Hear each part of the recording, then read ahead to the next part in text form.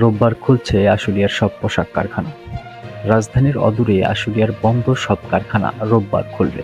শ্রমিক অসন্তোষে সৃষ্ট পরিস্থিতি কিছুটা উন্নতি হওয়ায় উদ্যোক্তা ও আইন শৃঙ্খলা রক্ষাকারী বাহিনীর এক যৌথ বৈঠকে এ সিদ্ধান্ত হয়েছে। শনিবার ৭ সেপ্টেম্বর এ তথ্য জানিয়েছেন তৈরি পোশাক প্রস্তুত ও রপ্তানিকারক সমিতির বিজিএমইএ পরিচালক মহিউদ্দিন রুবেল। তিনি জানায়, তৈরি পোশাক পরিস্থিতি নিয়ে শনিবার আশুলিয়া হামিম গ্রুপের দ্যাটস ইট ফ্যাক্টরি অফিসে সেনাবাহিনী, ইন্ডাস্ট্রিয়াল পুলিশ, গোয়েন্দা সংস্থা ও কারখানার মালিকদের সমন্বয়ে মতবিনিময় সভা অনুষ্ঠিত হয়। সভায় সর্বসম্মতিক্রমে রোববার আশুলিয়ার সব পোশাক কারখানা খোলা রাখার সিদ্ধান্ত হয়। মহিউদ্দিন রুবেল বলেন, পুলিশ ও অন্যান্য আইনশৃঙ্খলা রক্ষাকারী বাহিনীর সঙ্গে বৈঠক করা হয়েছে। আমরা যথাযথ নিরাপত্তা চাই এবং তারাও নিরাপত্তা দিতে কাজ করছেন।